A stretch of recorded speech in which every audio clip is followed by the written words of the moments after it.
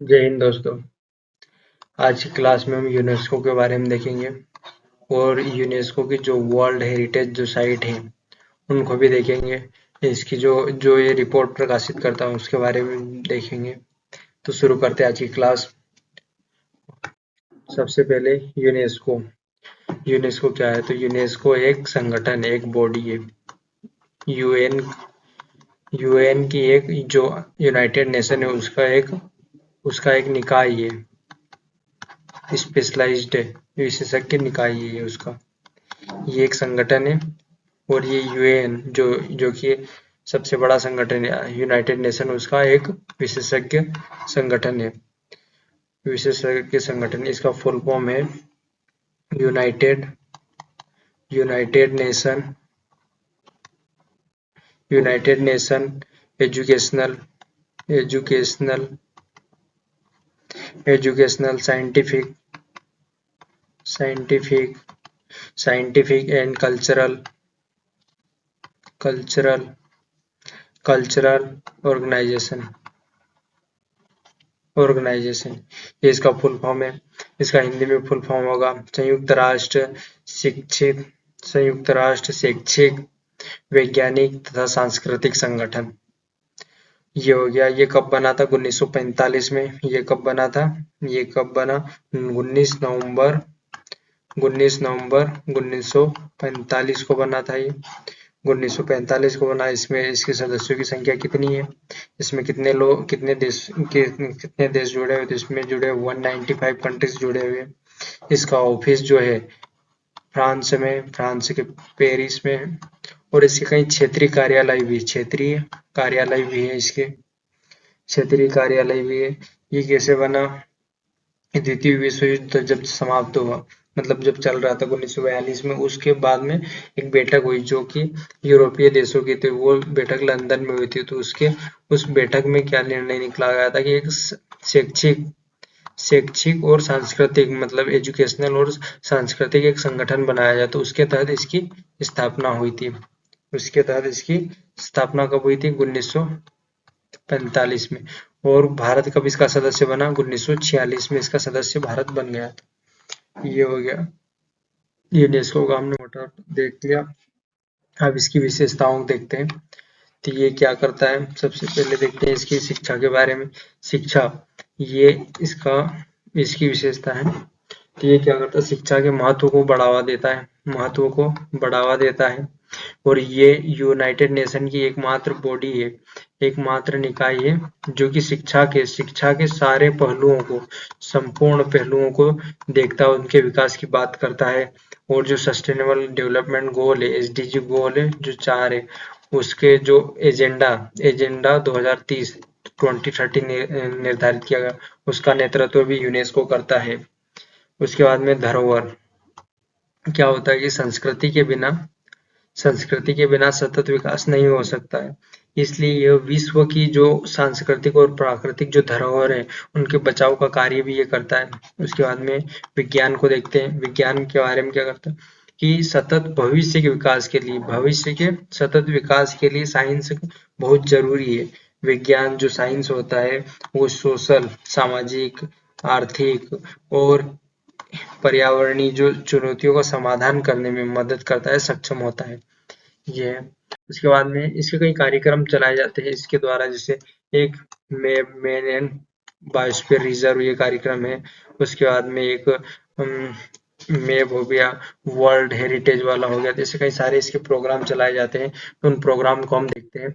सबसे पहला world heritage, इसके तहत क्या करता है कि विश्व की जो अद्वितीय रचना या सांस्कृतिक जो धरोहर है, जो बनाई हुई है, जो कि प्राकृतिक भी हो सकती है और मानव निर्मित भी हो सकती है, उनको, जैसे अपने यहाँ ताजमहल है इंडिया में, तो उनको ये उनको एक लिस्ट में, एक सूची में शामिल करता है और उसके तहत उसके जो बचाव का कार्य होता है उनको ध्यान दिया जाता है और उसका संरक्षण किया जाता है। फिर तो भारत में से कितनी साइट्स है? भारत में से 40 साइट्स हैं।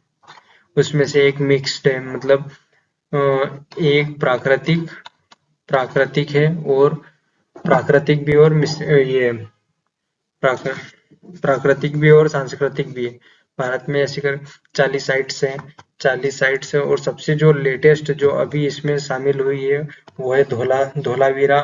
धोलावीरा जो कि धोलावीरा धोलावीरा जो कि 40वीं 40 नंबर की साइट है। उससे पहले थी 39 पे रामप्पा रामप्पा मंदिर या रामप्पा टेम्पल, जो कि रुद्रेश्वर टेम्पल के नाम से भी जाना जाता है।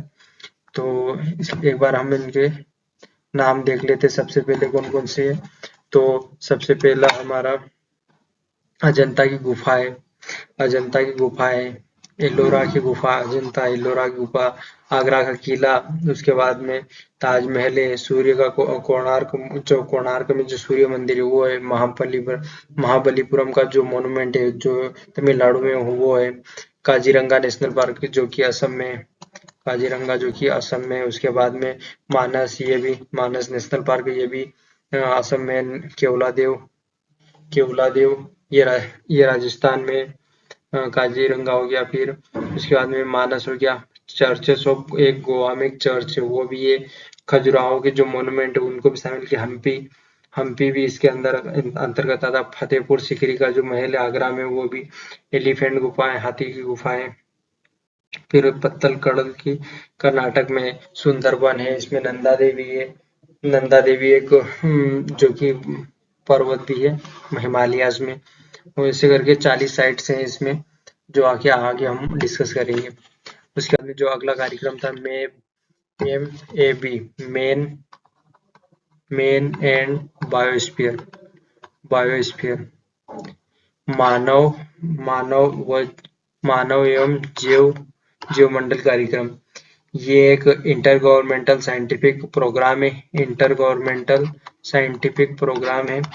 और इसका उद्देश्य क्या था, जो कि लोग होते हैं, लोग और उनके आसपास का जो वातावरण होता है जहाँ पर रहते हैं, प्राकृतिक भी होता है, सांस्कृतिक भी होता है, तो उनके बीच में संबंध स्थापित करना, मजबूत संबंध स्थापित करना, और जिससे इन धरोहर को नुकसान नहीं पहुंचाया जा सके लोगों के द्वारा।